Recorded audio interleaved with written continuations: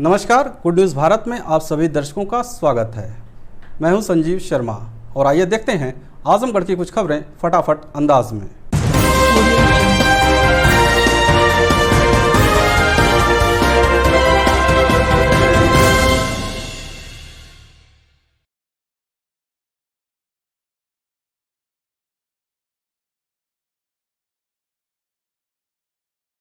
आजमगढ़ जिले के गंभीरपुर थाने की पुलिस ने असलाह व कारतूस के साथ एक अभियुक्त को गिरफ्तार किया है। बता दें कि पुलिस अधीक्षक अनुराग आर्य के निर्देश पर अपराध व अपराधियों के खिलाफ चलाए जा रहे अभियान के क्रम में गंभीरपुर थाना प्रभारी विजय प्रकाश मौर्य अपने हमराइयों के साथ क्षेत्र में भ्रमण पर थे कि इसी बीच मुखबिर से सूचना मिली कि एक व्यक्ति पटेल ढाबा तिराहे के पास असलाह लेकर खड़ा है, जो किसी घटना को अंजाम देने की फिराक में है।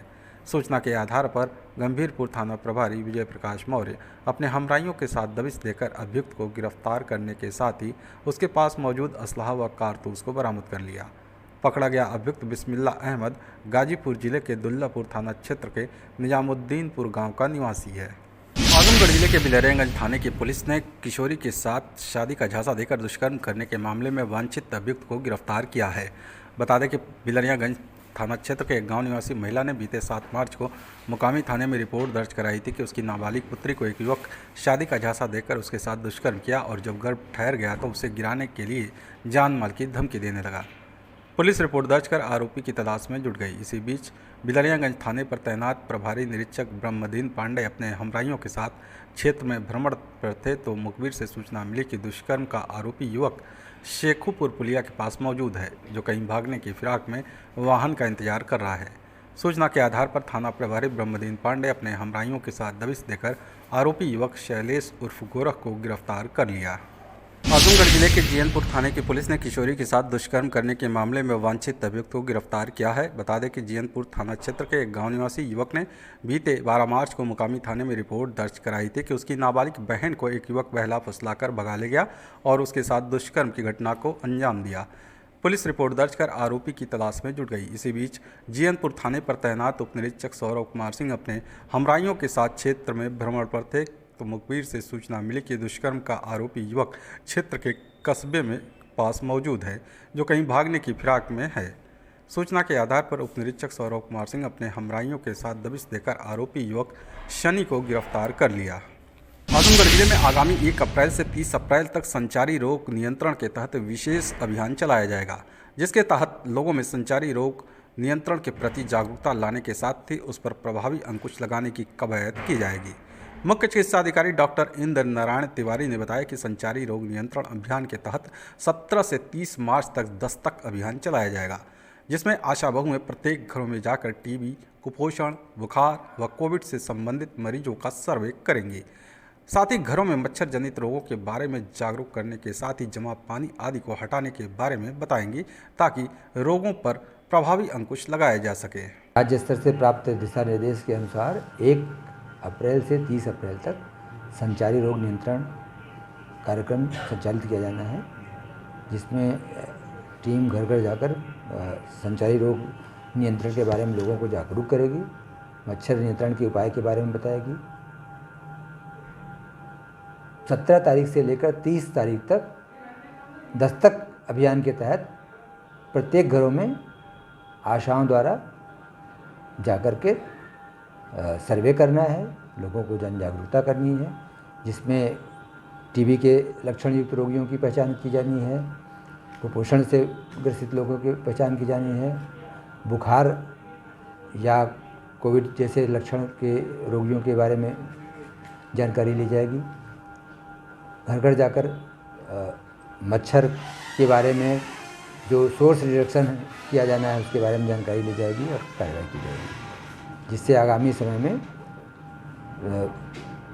संचारी रोग पर प्रभावी नियंत्रण पाया जा सके। आजमगढ़ जिले के जीयनपुर नगर पंचायत के एक वार्ड में रहने वाला युवक अपने रिश्ते की भाभी के साथ रंगरलियां मना रहा था। इसी दौरान किसी पड़ोसी ने मायके गई पत्नी को सूचना दे दिया।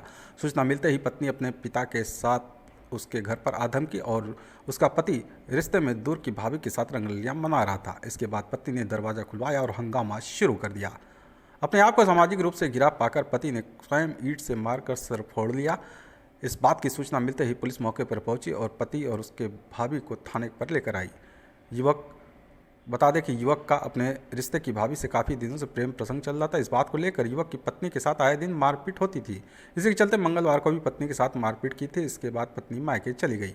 पत्नी के मायके जाने के बाद युवक ने हरकत का पड़ोस के लोगों ने सूचना इसकी पत्नी को दी। पत्नी अपने पिता, बहन, मां के साथ मौके पर पहुंची और हंगामा करने लगी। घटना की सूचना पर पहुंची पुलिस दोनों को थाने ले गई। पीड़ित पत्नी ने कोतवाली में तहरीर दी, लेकिन पुलिस ने पति पत्नी के बीच सुलह समझौता कराकर घर भेज दिया। आजमगढ़ पुलिस अधीक्षक अनुराग आर्य ने अभियुक्त सुशील यादव उर्फ गोल्डी व उसके 3 सदस्यों को आपराधिक गैंग के रूप में सूचीबद्ध किया है। पुलिस अधीक्षक अनुराग आर्य द्वारा अभियुक्त सुशील यादव उर्फ गोल्डी निवासी हरिहरपुर थाना कंदरापुर, जो वर्तमान समय में जनपद आजमगढ़ में एक संगठित गैंग बनाकर स्वयं का गैंग लीडर बनकर आर्थिक, भौतिक व दुनियावी लाभ के लिए हत्या व हत्या प्रयास जैसे अपराध कारित कर रहा है। इनकी गतिविधियों पर प्रभावी अंकुश लगाए जाने हेतु गैंग को जनपद स्तर पर सूचीबद्ध आपराधिक गैंग किया गया है। इसका कोड नंबर D123 होगा।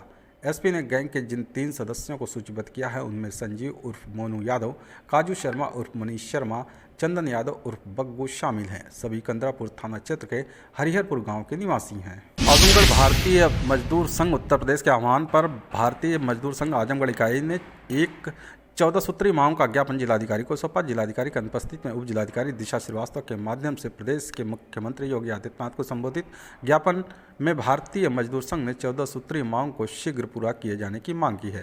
भारतीय मजदूर संघ के प्रदेश मंत्री विपिन पाठक, जिला अध्यक्ष राजेश श्रीवास्तव, मंत्री अखिलेश कुमार सिंह ने कहा कि संगठित व असंगठित क्षेत्रों में विभिन्न उद्योगों में काम करने वाले संविदा, आउटसोर्सिंग निविदा कर्मचारियों का शोषण और उत्पीड़न हो रहा है, जिसे शीघ्र समाप्त किए जाने की मांग की गई है।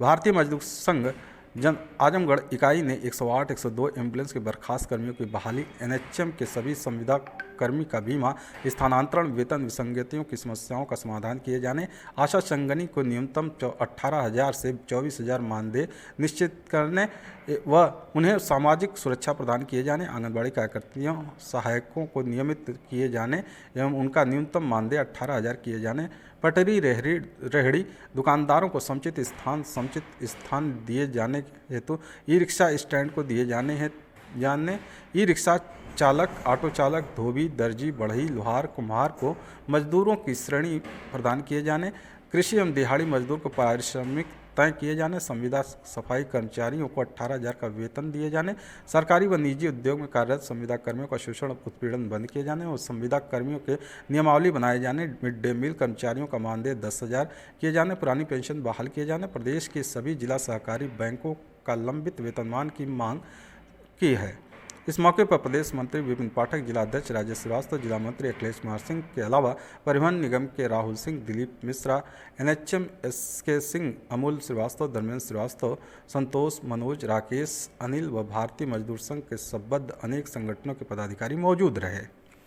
आज माननीय मुख्यमंत्री उत्तर प्रदेश को ज्ञापन देने के लिए हमारी जो प्रमुख मांगें हैं उसमें यह है कि एम्बुलेंस सेवा 108, 102 के कर्मियों को वापस लिया जाए सेवा में, जिनको बर्खास्त कर दिया गया था। संविदा कर्मियों का स्थानांतरण और वेतन विसंगतियों को दूर किया जाए। आशा कर्मियों को न्यूनतम 18,000 से 24,000 तक मानदेय दिया जाए। आंगनबाड़ी कार्यक्रमों को नियमित किया जाए, न्यूनतम वेतन 18,000 किया जाए। रेहड़ी पटरी दुकानदारों का उत्पीड़न बंद किया जाए। ई-रिक्शा ऑटो चालक को स्टैंड दिया जाए और पुलिस उत्पीड़न पर रोक लगाई जाए। इस संबंध में जितनी मांगे हैं उसके संबंध में मुख्यमंत्री महोदय को आज जिलाधिकारी महोदय के द्वारा उनके माध्यम से ज्ञापन। आजमगढ़ जिले में बिजली कर्मियों के 72 घंटे की सांकेतिक हड़ताल शुरू होगी। इस हड़ताल में प्रदेश भर के बिजली कर्मी विरोध प्रदर्शन करेंगे।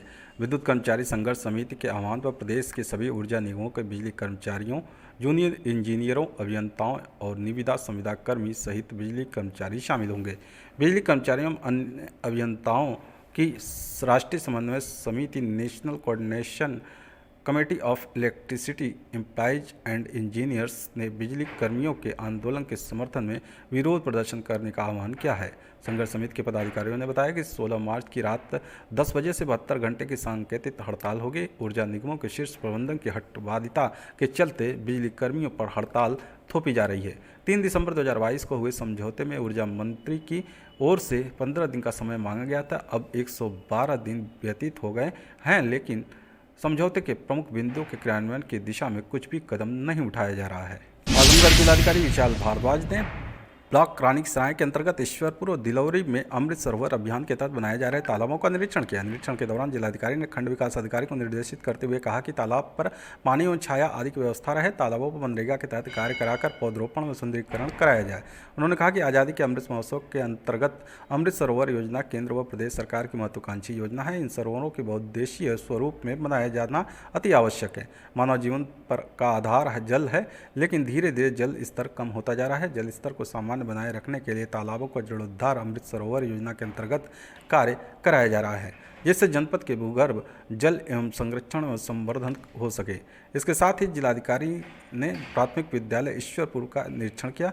इस दौरान जिलाधिकारी ने बच्चों से सवाल जवाब किया। उन्होंने एक बच्चे से उसकी कॉपी लेकर उसमें लिखे कमल के बारे में पूछा। बच्चे द्वारा सही उत्तर दिया गया। स्कूल में कुछ बच्चे बिना ड्रेस के आए हुए थे, जिस पर जिलाधिकारी ने नाराजगी व्यक्त की। इसके पश्चात जिलाधिकारी ने सेक्टफल में निर्माणाधीन आरसीसी का निरीक्षण किया। उन्होंने खंड विकास अधिकारी रानी की सराय को निर्देश दिया कि निर्माण कार्य को निर्धारित समय में गुणवत्तायुक्त पूर्ण किया जाना सुनिश्चित करें।